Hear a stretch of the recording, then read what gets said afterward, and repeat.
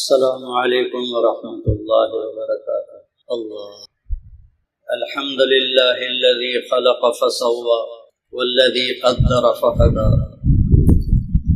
الحمد للہ الذی من فی السماء عرشہ وفی الارض سلطانہ وفی البحر سبیلہ وفی الجنۃ رحمتہ وفی النار عقابہ، وأشهد أن لا إله إلا الله وحده لا شريك له، وأشهد أن سيدنا ومولانا محمدا عبده ورسوله، أما بعد، أعوذ بالله من الشيطان الرجيم، بسم الله الرحمن الرحيم، ألف لام را، كتاب أنزلناه إليك لتخرج الناس من الظلمات إلى النور، وقال تعالى قد جاءكم من الله نور وكتاب مبين، وقال النبي صلى الله تعالى عليه وسلم يا أبا سفيان جئتكم بكرامة الدنيا والآخرة، وقال النبي صلى الله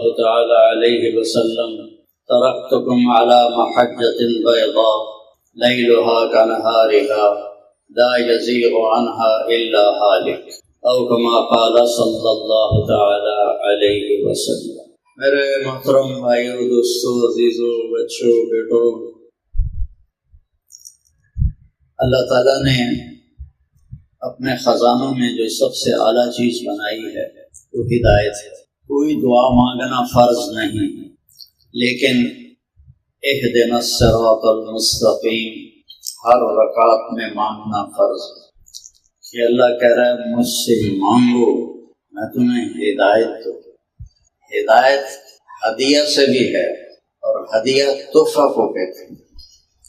تو ہم ایک دوسرے کو تحفے دیتے ہیں، تو ہر آدمی اپنی شان کے مطابق تحفہ دیتا ہے۔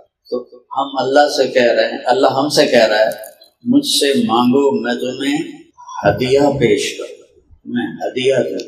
تو وہ اللہ جو ہدیہ دے گا تو اس کی شان کا ہوگا۔ وہ ہدیہ کیا ہے کہ مجھ سے مانگو کہ ہمیں تو یا اللہ سیدھے راستے کا تحفہ عطا فرما، یا اللہ ہمیں سیدھے راستے کا تحفہ عطا فرما۔ تو اللہ تعالیٰ نے یہ اتنی بڑی دولت ہے کہ اس کو اللہ نے عام لوگوں کے حوالے نہیں کیا، انبیاء کے حوالے کیا، کہ وہ اس تحفے کو لے کر آئے اور انہوں نے آ کر اللہ کے بندوں کو اس کی طرف بلایا۔ تو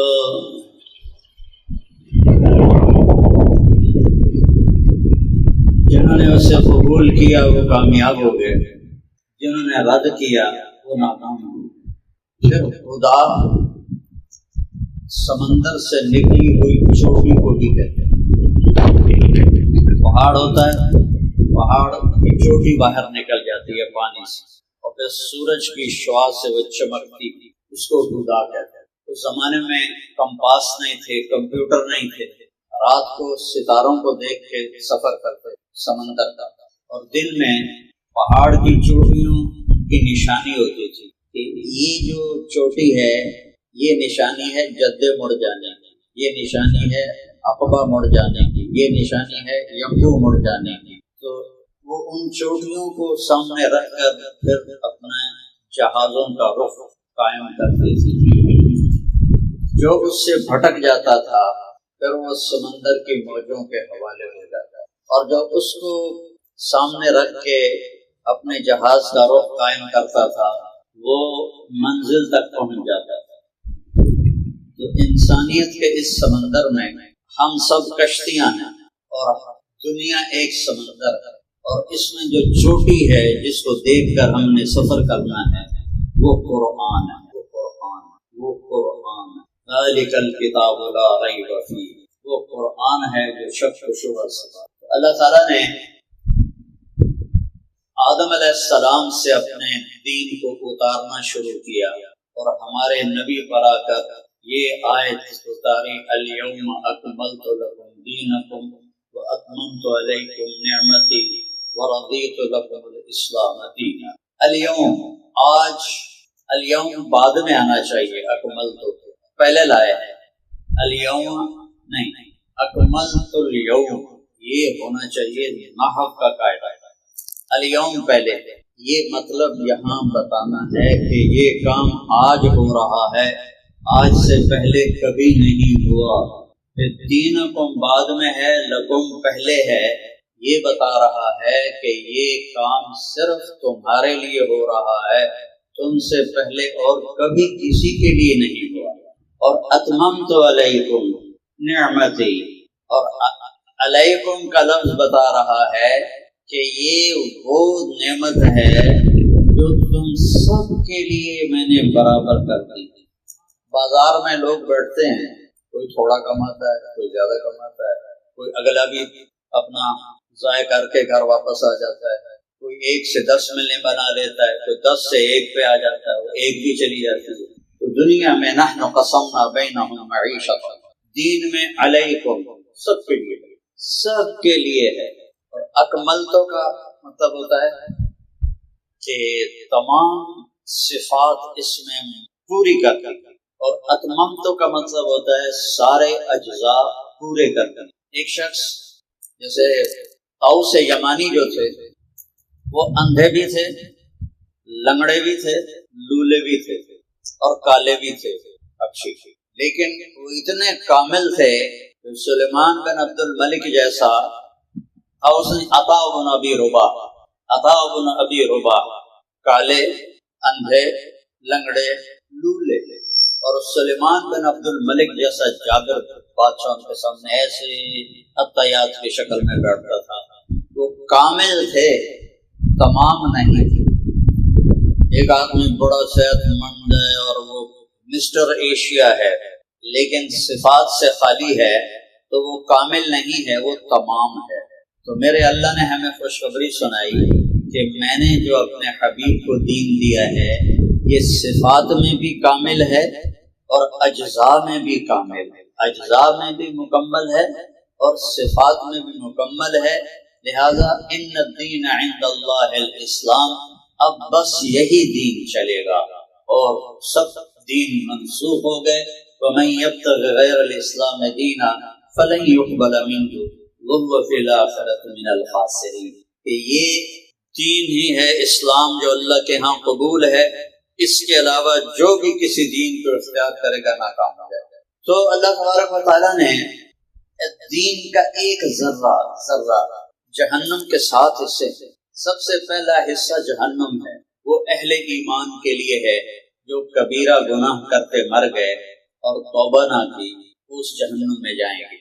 باقی اللہ جسے معاف کرے وہ الگ بات ہے۔ اس میں جو سب سے آخری انسان، پہلے ہمارے نبی سفارش کریں گے اور 3 دفعہ جہنمیوں کو نکال کے جنت میں ڈالیں گے، پھر 4تھی دفعہ کہیں گے یا اللہ میں پھر جانا چاہتا ہوں، ابھی میری امت کے لوگ باقی ہیں، تو اللہ فرمائیں گے نہیں اب میری باری ہے، تیری ختم۔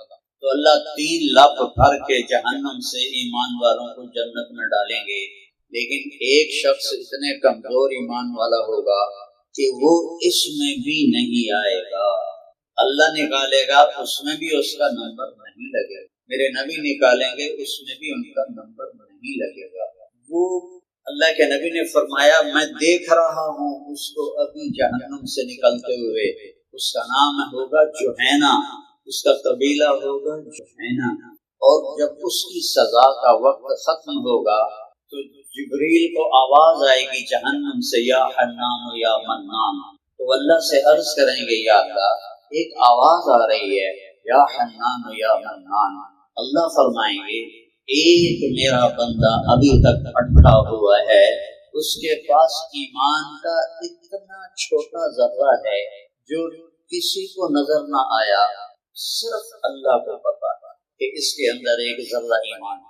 تو اللہ تعالیٰ فرمائیں گے جاؤ مالک سے کہو، مالک دوزخ دا تھانے دار اس کو نکالے، تو وہ چکر لگا کے آئے گا اور کہے گا جہنم نے ایک جھٹکا دیا ہے جہنمیوں کو، تو پتہ نہیں اس کو کہاں پھینکا ہے، مجھے نہیں سمجھ میں آ رہا کدھر ہے۔ تو جبریل اللہ سے کہیں گے، اللہ فرمائیں گے فلاں کونے فلاں پتھر کے نیچے پڑا ہوا، تو مالک جائیں گے اس پتھر کو اٹھائیں گے، وہ پتھر کے نیچے منہ کے بل پڑا ہوگا اور آگ نے اسے گھیرا ہوگا اور وہ کہہ رہا ہوگا یا حنان یا منان، تو جبریل اس کو وہاں سے نکالیں گے اور اس کو نہر حیات میں ڈالیں گے، جس سے وہ سارے اس کی سیاہی کالک دور ہو جائے گی۔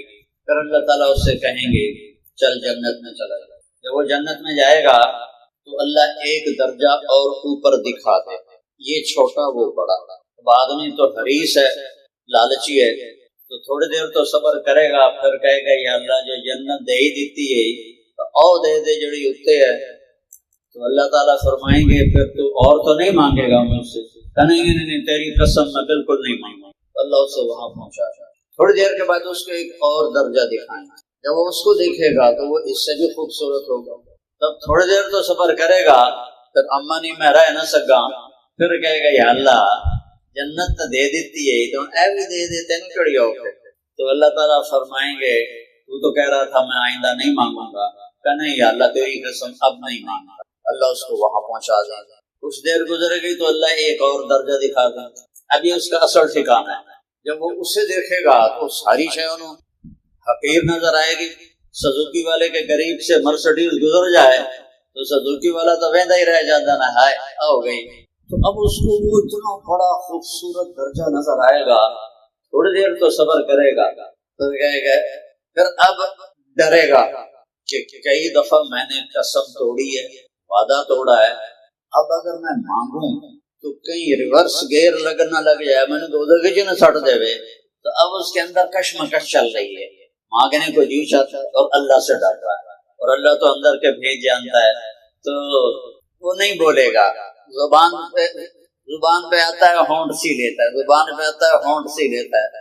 آخر میرا کریم رحیم رحمان، میرا جلیل، میرا مالک، میرا ملیک، میرا قادر، میرا مقتدر، میرا مالک الملک، میرا ذوالجلال والاکرام، میرا حنان، میرا آپ کا منان، میرا آپ کا دیان، میرا آپ کا ملیک مقتدر۔ بندے میرے کی گل ہے، مانگتا کیوں؟ کہے گا اللہ کہے گا میرے بندے مانگتا کیوں؟ کہ یا اللہ ڈر لگ رہا ہے، اتنی قسمیں توڑی ہیں، حلفت فیک حتی استحییت، اب میں نے اتنی قسمیں توڑی ہیں کہ اب مجھے شرم آ رہی ہے کہ میں آپ سے مانگوں۔ تو اللہ کہیں گے اچھا جس دن میں نے دنیا بنائی تھی، اس دنیا کو آج بنے ہوئے 25-26 ارب سال ہو چکے ہیں، جس دن میں نے دنیا بنائی تھی اور جس دن میں نے اسے ختم کیا تھا، اس سارے کو جمع کر کے اس کا 10 گنا کر کے تمہیں دے دوں تو راضی؟ یہ کس ایمان کی قیمت لگی ہے؟ اس ذرے کی جو اللہ کے سوا کوئی نہیں دیکھ سکا، اللہ کی نظر کے سوا کسی کی نظر میں وہ ذرہ نہیں آیا، اب اس کی قیمت لگ رہی ہے، دے دوں؟ وہ کہے گا یا اللہ میرے نال حادثہ نہ کر، اس کو یقین نہیں آئے گا، یا اللہ میرے نال حادثہ نہ۔ اللہ تعالیٰ فرمائیں گے بلا انا علی ذالک قدیر، بے شک میرا بندہ میں اس پہ قادر ہوں، چل۔ اب جب وہ جائے گا اور دروازہ کھلے گا تو اس کا جو نوکر ہوگا اتنا حسین کھڑا ہوگا کہ اس کے آگے ایسے جھکے گا جیسے ہم بڑوں کے سامنے تھوڑا جھکتے ہیں۔ ہمارے جنوبی پنجاب میں گوڑوں کو ہاتھ لگاتے ہیں، وہ کہے گا واہ حضور کیا ہوا، اب کیا کر رہے ہیں؟ کہے گا تم فرشتے نہیں ہو؟ کہے گا نہیں نہیں نہیں نہیں میں تو ادنا سا نوکر ہوں۔ اس کو لے کے چلے گا، آگے کارپٹ بچھا ہوگا، کتنا لمبا؟ 40 سال کوئی مسلسل دنیا میں چلتا رہے تو جتنا سفر وہ طے کرے گا اتنا لمبا وہ قالین بچھا ہوا ہوگا، اور اس کے دونوں طرف 80,000 نوکر کھڑے ہوں گے، 40,000 ادھر 40,000 ادھر، اور وہ سارے خوش ہوں گے اور کہیں گے اما آن لسیدنا ان نزورہ، ارے ہمارے آقا آپ کہاں رہ گئے، ابھی تو سکھنے پہ گئے تو انتظار چی۔ وہ کہے گا شکر کرو میں آ گیا جی، میں بڑے لطر کھا کے آ رہے ہیں، اور وہ سارے بڑے خوش چلتے کودتے لے کر اس کو ایک میدان میں لائیں گے۔ جب وہ ادھر دیکھے گا تو کنارہ نظر نہیں آئے گا، جب ادھر دیکھے گا کنارہ نظر نہیں آئے گا، وہ کہے گا لمن ما ھاہنا، یہ سارا کچھ کس کا ہے؟ وہ کہیں گے ہمارے آقا کہ آپ کا ہے۔ اس کو تخت پہ بٹھائیں گے، موتیوں سے، ہیروں سے، زمرد سے، یاقوت سے، سونے چاندی سے بنا ہوگا۔ ایران کے بادشاہ کسرا نے اپنا تخت بنوایا تھا جس نے اللہ کے نبی کا خط پھاڑ دیا تھا، اس کا نام تھا طاقدیس، 170 ہاتھ لمبا تھا اور 110 ہاتھ چوڑا تھا، اور اس پہ 53 من سونا لگا ہوا تھا، اور اس پہ 1413 من چاندی لگی ہوئی تھی، اور وہ ایک چھوٹے سے بادشاہ کی کاریگری کا شاہکار تھا۔ وہ تخت تو اللہ نے بنایا ہے جس پر اسے بٹھائے گا، وہ کیا ہوگا؟ پھر سارے نوکر کہیں گے یار کوئی روٹی پانی کا فکر کرو، ہمارے آقا دوزخ سے آئے ہیں، پیسے بھی بھوکے بھی کو کھلاؤ کو پلاؤ۔ 80,000 نوکر، ایک ہاتھ میں ڈونگا، ایک ہاتھ میں گلاس، اس میں کھانا، اس میں شربت، ہر کھانا الگ، ہر شربت الگ، 80,000 کھانے، 80,000 شربت۔ یہاں کوئی 80 ڈونگے نہیں کھا سکتا، 80,000 اس کو کھلائیں گے، وہ کھائے گا، ہر لقمے کی لذت بڑھ جائے گی، پھر کھائے گا، ہر لقمے کی لذت بڑھ جائے گی۔ دنیا میں پہلا لقمہ سب سے مزے کا، اور آخری لقمہ پہ چالو پر چالو رج گئے۔ وہاں ایسا نہیں ہوگا، 80,000 کھانے کھائے گا اور آخری لقمے کی لذت سب سے اعلیٰ ہوگی۔ یہاں کھا لو تو پیا نہیں جاتا، یہاں پی لو کھایا نہیں جاتا۔ گرمیوں کا روزہ ہو تو پینے پہ زور ہوتا ہے، کھایا نہیں جاتا۔ سردیوں کا روزہ ہو تو کھانے پہ زور ہوتا ہے، پیا نہیں جاتا۔ 80,000 ڈونگے کھانے کے بعد کوئی گنجائش ہے نہیں۔ 80,000 شربت، یہ گلاس نہیں ہوں گے جڑا میں نے سمجھ دیندہ تھا، کیونکہ جنتی کا قد 130 فٹ ہوگا۔ یہ جو اسماعیل مسجد کا جو مینار ہے اس سے بھی بڑا قد ہوگا، تو اے گلاسی کتنے نظر آ گا؟ گلاس بھی اس کے حساب سے بڑا ہوگا، تو وہ سارے شربت پی جائے گا، نہ پیٹ پھٹے گا نہ الٹی آئے گی۔ ایک ہمارے جاننے والے تھے، کسی نے کہا کہ اے 7 اپ کا ڈالا جڑا پی لے نا 1000 روپے ہی نا۔ اب یہ بہت پرانی بات ہے، 80 اس میں 1000 روپے بہت بڑا تھا، میں پینا پیندا گیا، جب آخری کھول کے منہ میں ڈالی تو ساتھ ہی الٹی ہوئی اور سارا باہر۔ وہاں 80,000 شربت کے اڈے گلاس ہون کے میرے خیال وہ سارے پی جائے گا، اور سارا کچھ کھا جائے گا، نہ پیشاب آئے گا نہ پخانا آئے گا، نہ چورن لینا پڑے گا، نہ کوئی معجون لینی پڑے گی، نہ کوئی ٹیبلٹ لینی پڑے گی، نہ کوئی کھٹے ڈکار آئیں گے، نہ کوئی تھوک آئے گا، نہ کوئی ناک سے نزلہ گرے گا، اور ایک ڈکار کے ساتھ ہر شے ہضم۔ تو کھانے اور پینے کا مزہ تو واقعی اس سے بڑا آئے گا جو دوزخ کے لتر کھا کے آیا ہو۔ تو پھر کہیں گے آقا آپ اپنی بیگم سے مل لیں، تو وہ ایک دم غائب ہو جائیں گے۔ وہ ایسا نہیں ہوگا کہ اے جاندے پہنتے او جاندے پہنتے او جاندے، وہ یوں ہوگا اور سارے غائب ہو جائیں گے۔ تو اس کے وہ سامنے سمجھے گا کوئی نظارہ ہے جنت کا، لیکن ایسے ایسے حرکت شروع ہو جائے گی اس نظارے میں، تو وہ کیا ہوگا، وہ پردہ ہوگا، وہ ایسے ایسے ہٹنا شروع ہوگا، ایسے ایسے ہٹتا جائے گا ہٹتا جائے گا ہٹتا جائے گا۔ کیا دیکھے گا کہ اسی جیسے تخت پر ایک لڑکی ایسے ٹیک لگا کے ٹانگیں ایسے لمبی کر کے، وہ تو جب اس کو دیکھے گا تو اُنیاں اکھیاں اتنے ٹکیاں رہ جائیں گی، نہ ادھر دیکھے گا نہ ادھر دیکھے گا نہ جھپکے گا، ایسا نہیں کرے گا۔ کتنی دیر؟ 40 سال دیکھنے کی لذت میں گم ہو جائے گا، تو کیا چیز ہوگی؟ اور یہ سب سے ادنا درجے کی جنت کی لڑکی ہے حور، تو اعلیٰ درجے کی حور کا کیا مقام ہے؟ یہ حور سب سے ادنا درجے کی، 7 سمندر میں تھوک ڈالے تو سمندر شہد سے زیادہ میٹھے ہو جائیں گے۔ میرا تقریباً ہر بڑے سمندر میں سفر ہوا، تو میں جب بھی دیکھتا ہوں کڑوے، کبھی سمندر کے پانی سے وضو بھی کیا ہے، تو کڑوا زہر پانی، اور جنت کی عورت کو تھوک آتا ہی نہیں، پر چلو زور لا کے کوئی تھوک کرے، کوئی 2-4 ایسی قطرے گرے، تو میرے رب کی عزت کی قسم جس نے ہمیں یہاں جمع کیا ہے، اس کی وہ تھوک کی جو ہوا ہے نا، اس کے ساتھ جو 1-2 قطرے گرے ہیں، 7 سمندر شہد سے زیادہ میٹھے ہو جائیں گے۔ اس کے بول میں کیا مٹھاس ہو، اس کے نغمے میں کیا مٹھاس ہو۔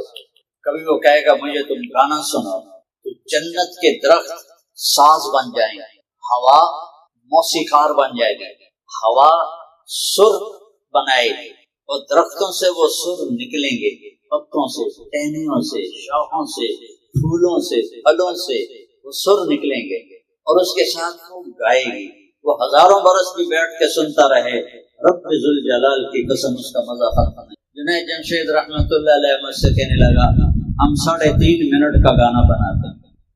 میں نے کہا یار 4 منٹ بھی نہیں کرتے؟ انہوں نے کہا لوگ بور ہو جاتے ہیں، لمبا سنتے نہیں، 3.5 منٹ۔ اور جنت میں جب اللہ سنائے گا جنت کی حوروں کا پہلا نغمہ تو وہ 70 سال کا ہوگا۔ اب جب پھر وہ کہے گی یا ولی اللہ اما لک فینا من رغبت، ارے اللہ کے ولی تجھے میری حاجت کوئی نہیں، ویکھن تے ٹپائی جانا سارا ٹائم۔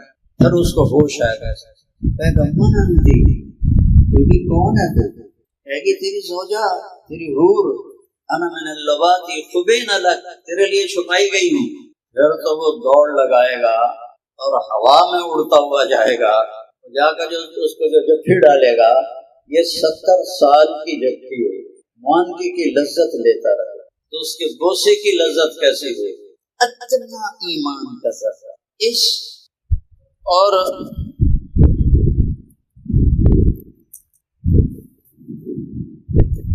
اللہ تعالیٰ نے جبریل سے کہا ذرا میری جنت تو دیکھ۔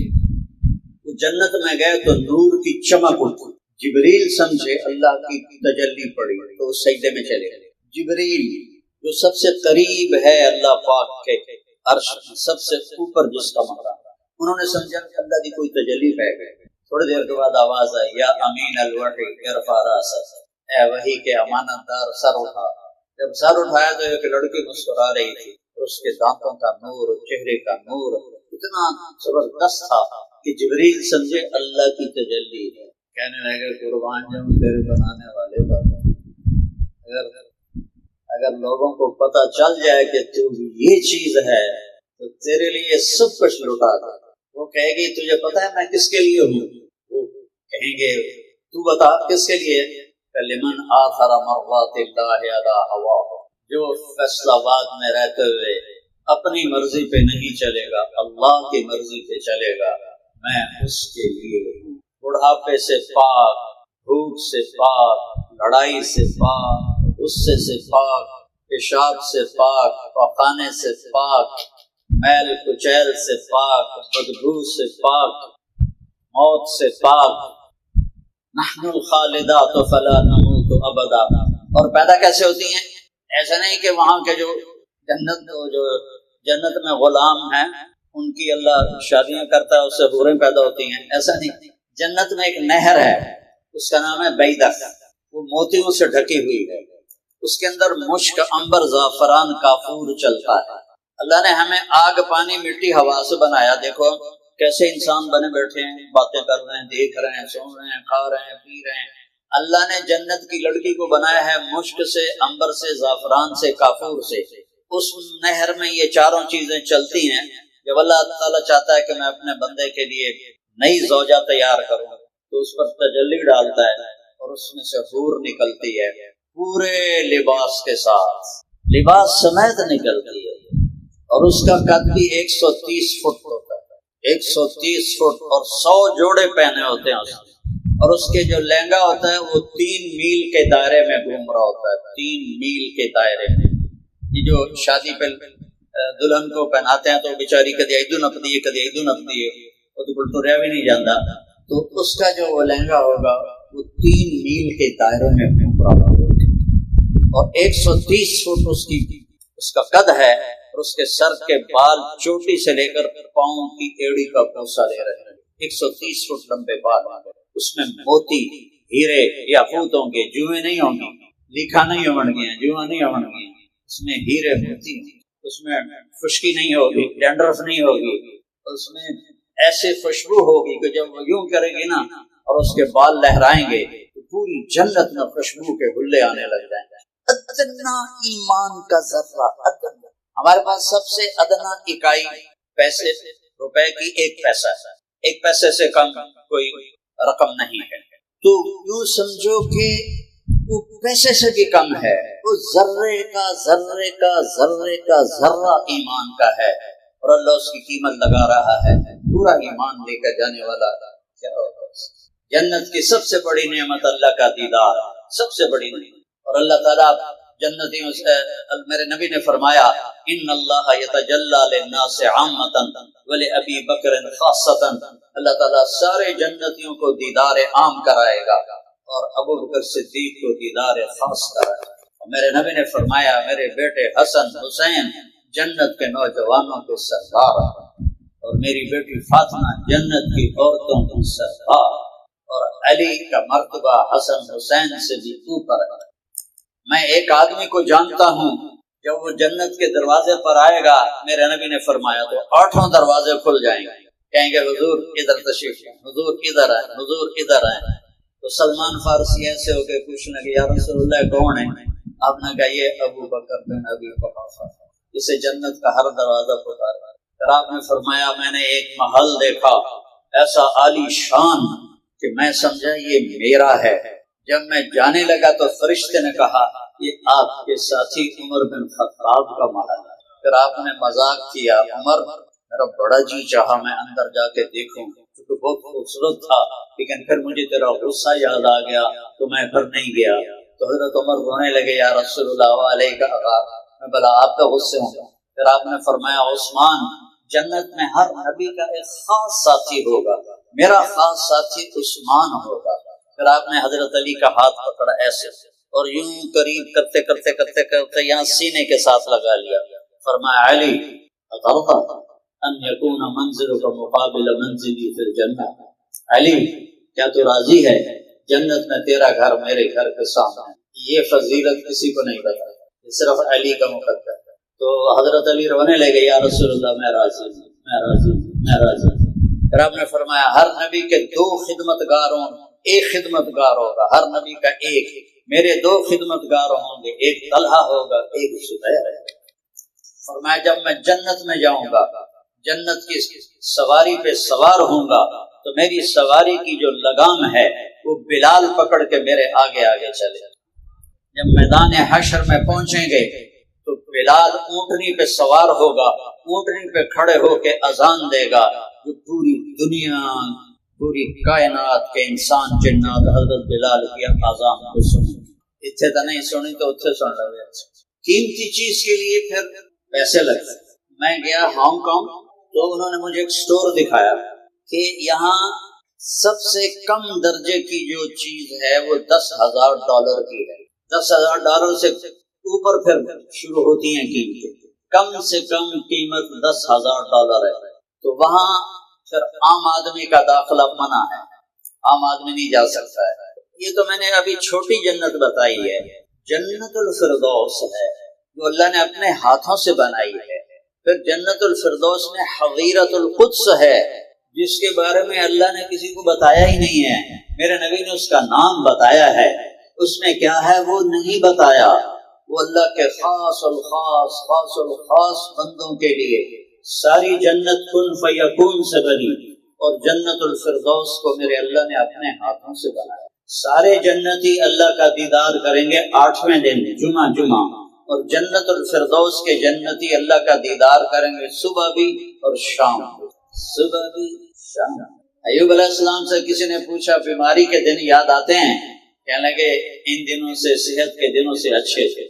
وہ کیسے آپ کو بڑی یہ کیڑے پڑ گئے اور یہ ہو گیا، یہ سب بکواس ہے۔ اللہ انبیاء پہ ایسی تکلیف نہیں لاتا کہ جس کو دیکھ کر لوگوں کو کراہت ہو اور نفرت ہو۔ بیماری تھی، تکلیف تھی، کیڑے ویڑے، یہ ساری اسرائیلی بات ہے۔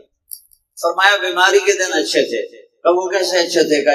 جب میں بیمار 18 سال بیمار رہے، جب میں بیمار تھا تو ایک دفعہ دن میں روزانہ آسمان سے اللہ کی آواز آتی تھی ایوب کیا حال، اور اس میں جو مزہ تھا وہ اب اس صحت میں چیزوں میں از لذت دیدارش خسرو چتواں گفتن سردادن جان دادن نادیدہ رخ یار۔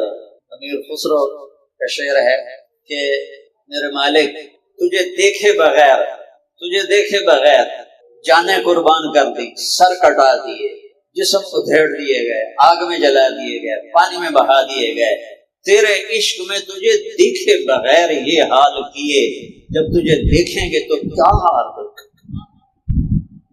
اس جگہ تک پہنچانے کے لیے اللہ نے آخر میں ہمارے نبی پاک صلی اللہ تعالی علیہ وسلم کو بھیجا اور اس مبارک مہینے میں بھیجا۔ یتیم باپ پہلے ہی فوت ہو چکے ہیں، پتہ ہی نہیں ہے باپ کیسا ہے۔ 6 سال کی عمر میں ماں کو اٹھایا، اور کہاں اٹھایا؟ ابوا میں۔ مجھے اللہ لے گیا تھا وہاں، دیکھ کے دل ہل جاتا ہے، ٹہل جاتا ہے کہ جسے تو نے اپنا حبیب بنایا اس پر اتنا بڑا امتحان ہے۔ 6 سال کی عمر میں ماں جنگل میں اللہ تعالیٰ نے اٹھایا، اور اسی مہینے سے اسلام کی سربلندی شروع ہوئی۔ پیدائش اور اس کے لیے جلسے، جلوس اور میلادیں بہت منائی گئی، لیکن آج میں ربیع الاول کی وہ چیز بتانے لگا ہوں جس سے اسلام بلند ہوا۔ جب حضرت ابو طالب اور حضرت خدیجہ رضی اللہ عنہ کا انتقال ہو گیا نبوت کے 10ویں سال، تو اب تنہا ہو گئے۔ تو ابو لہب نے کہا بھتیجے فکر نہ کر، اب میں تیری کفالت کروں گا۔ 40 دن گزرے تھے، ابو جہل آ گیا، اے تجھے شرم نہیں آتی کفالت کرتے ہوئے؟ جبکہ اس کی کتاب کہتی ہے تبت یدا ابی لہب وتب، تو اس کا میٹر گھوم گیا اور اس نے بیت اللہ میں آ کے اعلان کیا میرا محمد سے کوئی واسطہ نہیں۔ اس کے بعد پھر آپ پہ جو گزری سو گزری، آپ کوہ صفا پہ بیٹھے تھے، ابو جہل آیا اور آپ کو گالیاں دینے لگا، آپ چپ کر کے بیٹھے رہے، گالیاں دیتا رہا، پھر آپ چپ کر کے بیٹھے، پھر وہ گالی دیتا رہا، پھر اس نے آپ کو تھپڑ مارے، آپ چپ کر کے، پھر اس نے سوٹی اٹھائی اور ڈنڈے سے آپ کو مارنا شروع، اور آپ ایسے مار کھاتے رہے، خون بہتا رہا اور آپ مار کھاتے رہے۔ یہ سارے واقعات حضرت ابو طالب کے بعد۔ تو آپ نے پھر حج کے قافلوں میں محنت شروع کی کہ من یووینی من ینصر، کوئی ہے جو میری مدد کرے اور مجھے اپنے پاس لے جائے، اور میں حتی ابلغ رسالات ربی، اور میں اپنے رب کا پیغام پہنچاؤں۔ تو وہ قبیلوں والے کہتے ما فعل بک قوم، تیری قوم کا تمہارے ساتھ کیا معاملہ ہے؟ تو آپ فرماتے ہم اول من کذب، انہوں نے سب سے پہلے مجھے جھٹلایا ہے۔ تو کہتے پھر ہم تمہیں کیسے ساتھ لے کر جائیں جبکہ تیری اپنی قوم نے تجھے جھٹلا دیا؟ تو بنو حنیفہ کے پاس آپ گئے تو کہنے لگے بیٹھ جاؤ، ہمارا سردار آتا ہے تو وہ بات کرے گا۔ جب ان کا سردار آیا ان کا یہ کہاں سے آ گیا ہے؟ دو جہان کے سردار بیٹھے ہیں، اللہ کے حبیب بیٹھے ہیں، یہ کہاں سے آ گیا ہے؟ پورے اس حج کے مجمع میں کوئی سب سے زیادہ نحوست والا ہے معاذ اللہ تو وہ یہ شخص ہے۔ کہ اٹھو، اگر میری قوم نے تجھے نہ بٹھایا ہوتا تو میں تیرا یہیں سر اڑا دیتا۔ آپ بڑے ٹوٹے دل کے ساتھ اٹھے اور اونٹنی پر سوار ہوئے۔ جب آپ نے اونٹنی کو کھڑا کیا تو اسی بدبخت نے پیچھے سے نیزہ مارا تو وہ اونٹنی اچھلی اور آپ اونٹنی کے اوپر سے پتھروں پہ آ کر گرے اور آپ کی کمر میں ساری چوٹیں لگی، خون نکلا۔ یہ سب چچا کے بعد ہو رہا ہے، اور آپ پھر اسی وجہ سے آپ تشریف لے گئے طائف کہ شاید طائف میں میری بات چل جائے، وہاں بھی پتھروں کے سوا کچھ نہ ملا۔ اور کیا درد بھری دعا ہے، اللہم انی اشکو الیک ضعف قوتی وقلۃ حیلتی وہوانی علی الناس۔ یا اللہ آج میں تیرے سامنے گلا کرتا ہوں، تو میرے ساتھ کیا کرتا، تو نے مجھے کن کے حوالے۔ کئی سال پہلے میں طائف گیا تھا، وہ جگہ دیکھی جا کر جہاں آپ کو پتھر پڑے تھے اور جہاں آپ کو زید بن حارثہ نے لٹایا تھا، آپ بے ہوش ہو گئے تھے اور آپ اتنی بری حالت تھی کہ عتبہ بن ربیعہ جس کا باپ تھا وہاں، اس نے جب آپ کو دیکھا تو اس کے بھی آنسو نکل آیا، دل پسیج گیا، اور اس نے جلدی سے انگور توڑے پلیٹ میں رکھے اور پھر جاتے ہوئے شرمایا اور اپنے غلام عباس کو کہا کہ یہ لے جا، وہ جو آدمی لیٹا پڑا ہے اسے کہنا تجھے رشتہ داری کی قسم میرے انگور رد نہ کرنا، کھا لینا۔ دشمنوں کو جس پہ رحم آ گیا ہے، آج امت کو ان پہ رحم ہے، خرافات کو دین بنا دیا ہے، رسم و رواج کو دین بنا دیا ہے، نمازوں کی چھٹی ہے، سچائی کی چھٹی ہے، دیانتداری کی چھٹی ہے، زنا کے اڈے ہیں، شراب کے اڈے ہیں، قتل و غارت ہے، جھوٹ دھوکہ ہے، رشوت ہے۔ یہ کیسی امت ہے اور کون سی امت جن کے لیے دشمن بھی ہوئے۔ تو وہ عطاس آیا اور کہنے لگا یہ میرے مالک نے بھیجا ہے آپ کو۔ تو آپ نے انگور توڑا کا بسم اللہ، تو عطاس کہنے لگا یہ بھول میں نے یہاں تو کبھی نہیں سنا۔ تو آپ نے پوچھا تم کہاں سے ہو؟ کہا میں نینوا سے ہوں۔ اچھا میرے بھائی یونس علیہ السلام کے شہر سے۔ وہ کہنے لگا وما ادراک ما یونس بن متى، آپ کو کیسے پتا ہے کہ یونس کون ہے؟ کہ وہ اللہ کے نبی تھے، میں بھی اللہ کا نبی ہوں۔ تو عباس نے آپ کے پاؤں میں پڑ گیا، پاؤں چومنے لگا اور کلمہ پڑھ لیا۔ تو عتبہ کہنے لگا لے بھائی میرا غلام لگ گیا۔ جب وہ واپس آیا تو کہنے لگا ارے تو نے اس کا دین قبول کر لیا؟ کہ ہاں وہ سچا نبی ہے۔ کہ نہیں سچا نہیں ہے، اسے چکر میں نہ ہو، تیرا دین زیادہ بہتر ہے۔ کہا کا تو بھی قبول کر لے، تیری دنیا آسان بن جائے گا۔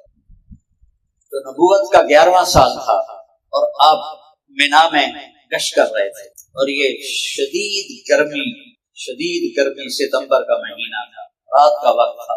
ایک جگہ آپ کو 6 نوجوان نظر آئے بیٹھے ہوئے باتیں کرتے ہوئے۔ آپ ان کے پاس جا کے بیٹھ گئے اور کہنے لگے کہاں کے ہو بھائی؟ کہا یثرب کے، مدینہ کا نام یثرب۔ کہا میری بات سنو گے؟ وہ کہنے لگے تم کون ہو؟ کہا میں اللہ کا نبی ہوں۔ تو یہ مدینے میں سنتے رہتے تھے یہودیوں سے کہ ایک نبی آنے والا ہے، تو آپس میں کہنے لگے کہ شاید وہی نہ ہو۔ تو کہنے لگے سناؤ۔ تو آپ نے یہ 2 رکوع پڑھے ہوئے، اذ قال ابراہیم رب اجعل هذا البلد آمنا واجنبنی وبنی ان نعبد الاصنام سے لے کر هذا بلاغ للناس ولينذروا به وليعلموا انما هو اله واحد وليذكر اولو الالباب۔ کہنے لگے ہوا یہ کلام انسانی نہیں ہے، یہ وہی نبی لگتا ہے، اس کی یہودی بات کرتے ہیں۔ تو چلو اسبقوا قبل ان تسبقوا، تو یہودیوں سے پہلے کلمہ پڑھ لو، یہودیوں سے پہلے اس کی بات مان لو۔ کون تھے؟ ابو الحسن بن تیہان، عبداللہ بن رواحہ، عبادہ بن سامہ، سعد بن ربیع، اسد بن زرارہ، نعمان بن حارثہ، یہ 6 نوجوان، اور ان میں 3 اوس کے تھے، 3 خزرج کے تھے، جو 2 بڑے قبیلے تھے، اوس و خزرج۔ تو آپ اتنے خوش ہوئے کہ ہوا میں اڑنے لگے اور کہنے لگے اگلے سال ہم پھر آئیں گے۔ تو اگلے سال 12 آدمی آئے، 5 ان میں سے تھے اور 7 اور تھے۔ ان 12 نے آپ کے ہاتھ پر بیعت کی، یہ پہلی بیعت کہلاتی ہے۔ اب مدینہ جانے کی ابتدا ہو رہی ہے۔ انہوں نے کہا ہم اگلے سال پورا وفد لے کر آئیں۔ تو نبوت کے 14ویں سال، 13ویں سال، نبوت کے 13ویں سال 72 لوگ آئے، 2 عورتیں ام منی، ام عمارہ، اور 70 مرد۔ اور یہ سارے ایک گھاٹی تھی جو اب پہاڑ ہٹا کر میدان بن گیا، میں نے وہ دیکھی تھی جب وہ گھاٹی تھی۔ تو اس میں یہ سارے جمع ہوئے اور آپ نے اپنے چچا حضرت عباس کو ساتھ لیا اور وہاں پہنچے۔ تو حضرت عباس نے تقریر کی کہ میں نے سنا ہے کہ تم ہمارے بھتیجے کو اپنے ساتھ لے جانا چاہتے ہو، تو یہ سوچ لو یہاں یہ ہماری حفاظت، اگر تم اس کو لے جاؤ گے تو تمہیں مشکل دیکھنی پڑے گی، تو اگر وہ برداشت کر سکو تو پھر لے جاؤ ورنہ یہیں چھوڑ دو۔ تو اسعد بن زرارہ رضی اللہ عنہ کو پہلی بیعت میں تھے، کہنے کہ یا رسول اللہ میں جواب دوں، آپ کی اجازت ہو تو میں جواب دوں، اور اس میں آپ کے چچا کی بے اکرامی بھی نہیں ہے۔ آپ نے کہا جواب۔ اور کہنے لگا جو اس کو مفہوم بنتا ہے، عباس چوڑیاں ہم نے بھی نہیں پہنی، ہم بھی تلواروں کے سائے میں پروان چڑھے، ہمیں بھی تلواروں کی جھنکار اور تیروں کی سنسناہٹ سے شناسائی ہے۔ ہم ایک ایسے آدمی کو اپنے اوپر سردار بنا کے لے جا رہے ہیں جس کو اس کی قوم نے نکال دیا ہے، یہ بڑا مشکل ہے۔ جب ہم یہ کر رہے ہیں تو حفاظت نہیں کر سکتے۔ ہم اس کا دین قبول کر رہے ہیں جس کے دین کو سارے عرب نے ٹھکرا دیا ہے، تو جب ہم وہ برداشت کر رہے ہیں تو ان کی حفاظت نہیں کر سکتے، ہم ان کی حفاظت کریں گے۔ آپ نے کہنے کہ یا رسول اللہ آپ کی کیا شرط ہے، آپ کیا چاہتے ہیں؟ یہ ذوالحج میں ہو رہا ہے، نبوت کا 13واں سال ہے اور ذوالحج ہے، اور مینا کے دن ہیں 10، 11، 12 میں سے 3 دنوں میں سے کوئی ایک دن، ایک رات ہے۔ آپ نے فرمایا تطیعوننی فی المنشط والمکرہ، میری مانو گے خوشی میں ناگواری میں، تنفقون علی فی العسر والیسر، میرے اوپر خرچ کرو گے تنگی میں بھی فراخی میں، تمنعوننی کما تمنعون اموالکم واہلکم، میری حفاظت کرو گے جیسے اپنے اہل و عیال کی حفاظت، تجاہدون فی سبیل اللہ، اللہ کے راستے میں جہاد کرو، تأمرون بالمعروف وتنہون عن المنکر، بھلائیوں کی دعوت دو گے برائیوں کو روکو، ولا تخافون فی اللہ لومۃ لائم۔ تبلیغ والوں کے 6 نمبر ہیں، ہمارے نبی نے بھی 6 نمبر پیش کی، 6 شرطیں پیش کی۔ تو کہا ٹھیک ہے تیار ہیں، بیعت کے لیے کھڑے ہونے لگے تو ایک انصاری صحابی عباس بن مرداس، ایک ہے عباس آپ کے چچا بن عبد المطلب، یہ عباس بن مرداس، کہیں گے تو کیا ہوا؟ کہیں گے ایک بات سن لو، اگر اس کو لے جاؤ گے تو تمہارے مال لٹیں گے، باغ اجڑیں گے، بچے یتیم ہوں گے، عورتیں بیوہ ہوں گی، گھر تمہارے اجڑیں گے، تیار ہو یہ سب کچھ قبول کرنے کے لیے تیار ہو تو لے جاؤ ورنہ یہیں چھوڑ دو۔ حضرت ابو الحسن بن تیہان کھڑے ہو گئے، یا رسول اللہ اگر یہ سب کچھ ہو جائے جو عباس ہمیں ڈرا رہا ہے تو ہمیں ملے گا کیا؟ آپ نے کہا تمہیں جنت میں۔ کہنے لگے پھر کوئی ہاتھ بڑھائی، تو آپ نے ہاتھ بڑھایا تو سب سے پہلے حضرت ابو الحسن اور دوسری روایت میں برا بن معروف، ان دونوں میں سے کسی ایک نے آپ کے ہاتھ پر بیٹھ دیا، پھر باقی سب تک عورتیں آگے بڑھی، ام منی ام عمارہ، آپ نے کہا نہیں میں عورتوں کو ہاتھ نہیں لگاتا، تمہاری بیعت ہو گئی۔ تو عبداللہ بن رواحہ کہنے لگے یا رسول اللہ حملہ کر دیں مکے والوں کا، تم خاموشی سے اپنے خیموں میں چلے گئے۔ اب یہ سارے نوجوان تھے جو مدینے کے بڑے لوگ تھے، ان کو پتہ ہی نہیں تھا، جو بڑے سردار تھے۔ تو شیطان نے مینا کی پہاڑی پہ کھڑے ہو کے چیخ لگائی، مکے والوں تمہارے خلاف یثرب والوں نے سازش کر دی، میں قتل کے منصوبے بن گئے۔ تو جب آواز گونجی تو صبح ہوئی تو انہوں نے یثرب کے سردار بلا لیے، کیا کر رہے ہو ہمارے خلاف؟ ان کو تو پتہ ہی نہیں تھا، تو سارے نوجوان کر رہے تھے۔ ان کا اللہ کی قسم تو کچھ بھی نہیں کر رہے ہیں۔ تو پھر اسی رات کو ہی صحابہ نے مدینے والوں نے کہا یا رسول اللہ اب آپ ہمارے پاس ہمارے شہر، تو آپ نے کہا اچھا انشاءاللہ جب اللہ اجازت دیتے۔ تو حضرت ابو الحسن پھر کھڑے یا رسول اللہ ایک بات تو بتا، ہم آپ کو اپنے ساتھ لے جائیں، کل اللہ آپ کو فتح دے، آپ کا شہر بھی فتح ہو جائے گا، عرب بھی فتح ہو جائے، تو آپ پھر ہمیں چھوڑ کے مکے واپس تو نہیں جائیں گے، ہمارے ساتھ ہی رہیں گے۔ تو آپ مسکرائے اور آپ نے فرمایا کہ اب المحیا محیاکم والممات مماتکم، اب میرا مرنا بھی تمہارے ساتھ ہے، میرا جینا بھی تمہارے ساتھ ہے۔ کیا خوش نصیب لوگ، کیا عظیم لوگ۔ وہاں پھر یہ ترکوں نے مسجد بنا دی تھی اس جگہ پر، تو وہاں میں نے جا کر بلڈنگ قریب تھی تو میں وہاں اصل سے وہاں جلدی ہوتی ہے، میں پیدل 3-4 کلومیٹر چلتا وہاں پہنچ گیا، وہاں بیٹھ گیا تو مغرب کی نماز کو میرا خیال تھا کہ میں اذان دے کے پڑھوں گا، تو وہ اتنے میں پولیس والے بھی آ گیا، تو وہاں میں نے جماعت کرائی۔ اس جگہ پر مجھے یہ شرف حاصل ہے کہ جہاں میرے نبی کے ساتھیوں نے بیعت کی وہاں میں نے مغرب کی جماعت کروائی۔ تو جب محرم کا مہینہ آیا اور 14واں سال شروع ہو گیا تو اللہ کی طرف سے حکم آیا اب ہجرت کی جائے، اب لوگ ہجرت کرنے، صحابہ چھپ ابو بکر نے اجازت مانگی، آپ نے کہا نہیں، تو کہنے لگے کیا میں آپ کے ساتھ جاؤں گا؟ کہنے لگے میرے ساتھ جاؤ، تو وہ رونے لگے، کہنے لگے میں نے ایک اونٹنی بھی پالی ہوئی ہے اسی کام کے لیے، آپ کو ہدیہ دوں گا، نہیں میں اس کے پیسے دوں۔ حضرت عمر رضی اللہ عنہ نے اجازت مانگی، آپ نے دے دی، باقی سب چھپ کے جا رہے تھے۔ حضرت عمر نے ہتھیار سجائے، زرہ پہنی، ترکش میں تیر ڈالے، تلوار نیام میں ڈالی، نیزہ پکڑا اور ڈھال لٹکائی اور آ گئے بیت اللہ میں، آ کے طواف کیا۔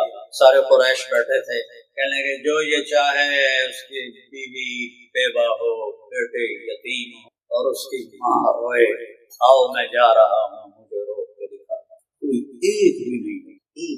تو محرم گزر گیا، ہجرت چل رہی، سفر گزر گیا، ہجرت چل رہی، 27 سفر جمعرات کا دن آپ ابو بکر صدیق کے گھر گئے، فرمایا کہ ہجرت کا حکم، تو کہ میں آپ کے ساتھ ہوں، ہم نے کہا تم میرے ساتھ، رات کے پچھلے ٹائم نکلیں گے۔ ادھر قریش آپس میں اکٹھے ہوئے، انہوں نے مشورہ کیا کہ یہ ویسے قابو میں نہیں آئے گا، اسے قتل کر دو، ایک قبیلے، ہر قبیلے کا ایک آدمی گھیرا ڈال دو، جب یہ گھر سے باہر نکلے تو اس کو قتل۔ اتنی ان میں بھی غیرت تھی، گھر کے اندر گھس کے نہیں، عورتوں کو نہیں پکڑا، بچوں کو نہیں پکڑا، دیکھو کہ مسجدوں میں گھس کے مارا، بدبخت ہو گیا، نصیب سے۔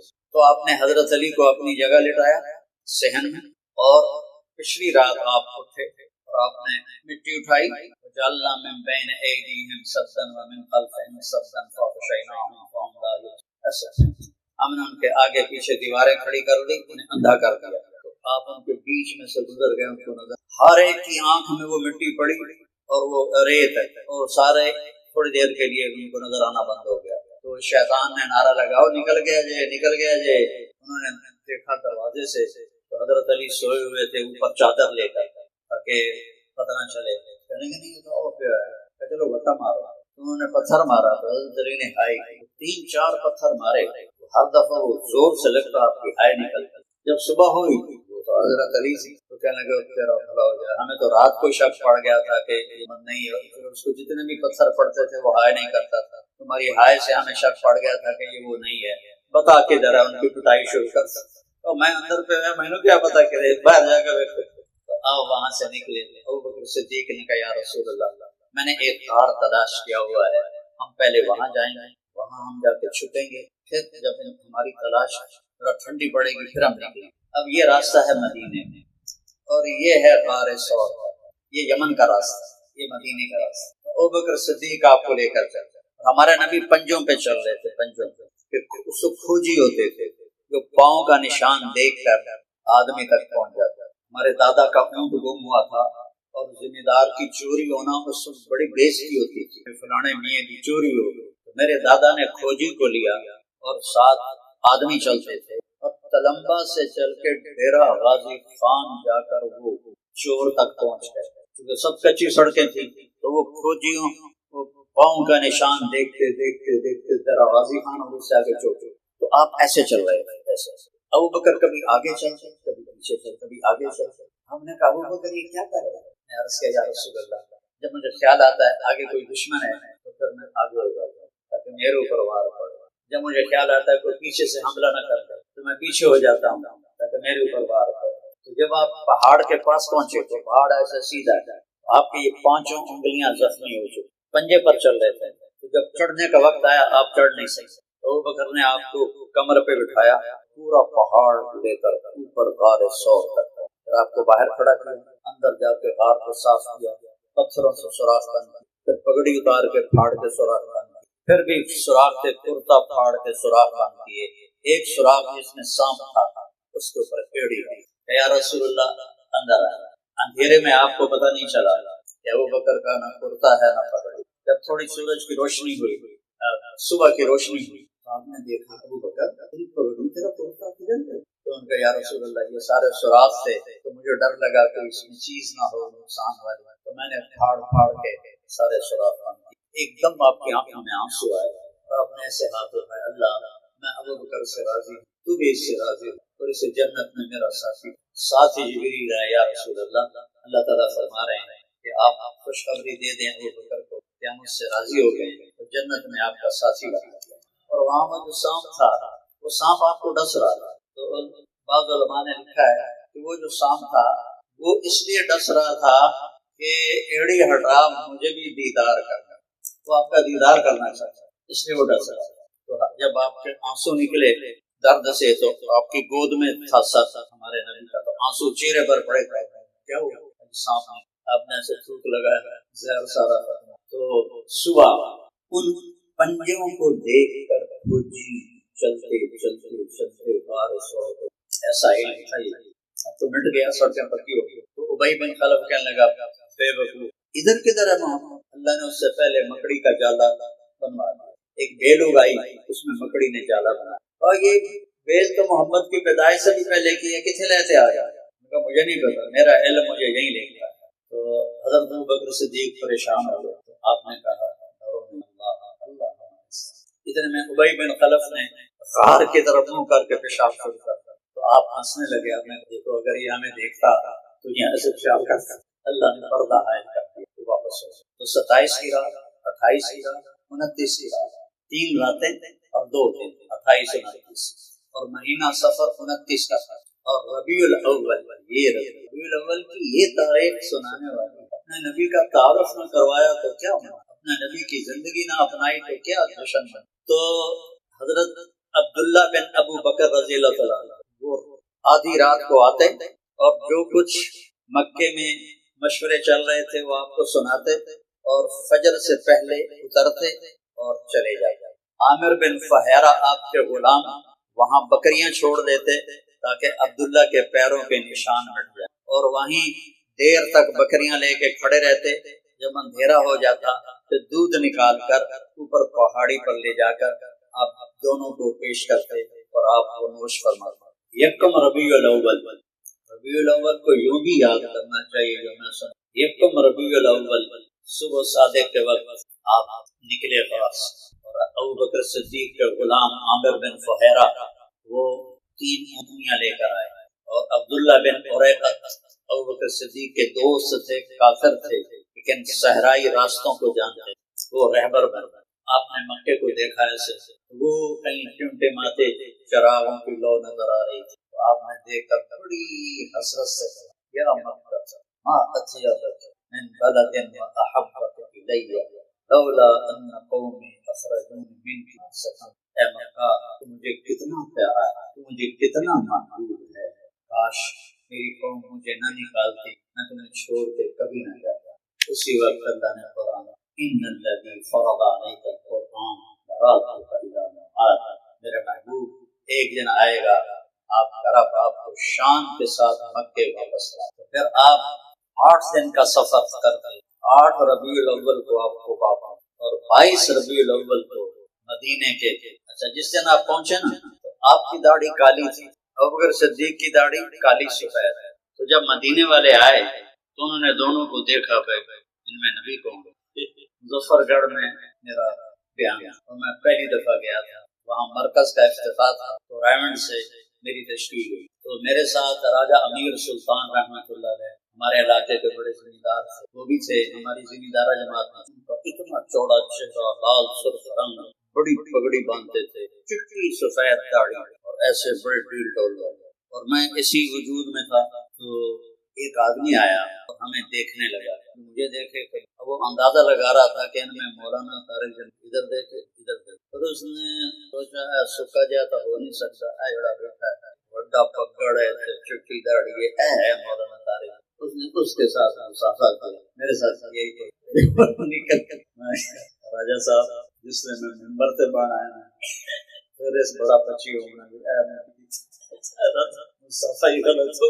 جب آپ قباء پہنچے تو مدینے والے آئے تو انہوں نے دیکھا ایک کی کالی داڑھی ہے، ایک کی سفید ہے، تو انہوں نے سمجھا کہ یہ چٹی داڑھی والا ہی نبی ہوگا، سارے ابوبکر سے مسافر ہوئے، انہوں نے نہیں بتایا کہ میں نہیں، مسافر کا رش پڑنا اتنی تکلیف والی چیز ہے کہ مجھے پتا ہے، میرے رب کو پتا ہے، تو وہ مسافر ہوتے رہے اور وہ بھی مسافر کرتے رہے، اور آپ آرام سے بیٹھے رہے، تھوڑی دیر کے بعد آپ پر دھوپ آئی، آپ ایک چٹان کے نیچے تھے، ابوبکر دوڑ کے گئے اور آپ کے اوپر چادر کا سایہ کر دیا، تو پھر مدینے والوں کو پتا چلا تو صادق مسافر غلط ہو، نبی باہر بیٹھا۔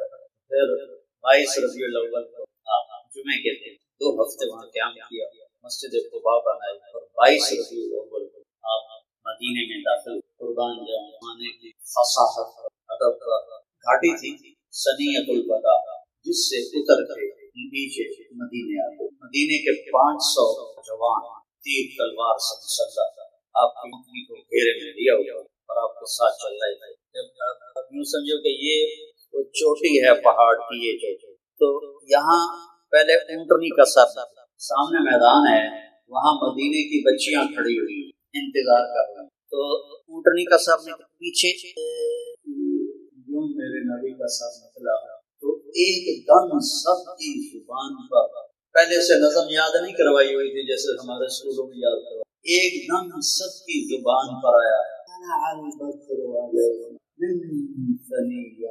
وہ چودھری کا چاند مدینے کی گھاٹی پر، وہ چودھری کا چاند، وجب الشکر علینا ماذا اللہ، ہم پر اللہ کا شکر واجب ہو، ایھا المبعوث فینا جئت بامر الہدی، اے اللہ کے نبی یہاں مکہ والا حال نہیں ہوگا، یہاں آپ کی ہر بات مانی جائے، جئت شرفت المدینہ مرحبا بک یا خیر دار، آپ نے ہمارے مدینے کو روشن کر، ہمارے کو مرحبا کہتے ہیں، اور آگے اوس و خزرج کے سردار مظفر بن حارثہ، نجار، بنو ختمہ، بنو عمرو بن عوف، بنو عبد الاشہل، یہ سارے سردار کھڑے ہوئے، یا رسول اللہ ہمارے پاس، یا رسول ہمارے پاس، یا رسول اللہ ہمارے پاس، ہر ایک کی یہ تھی۔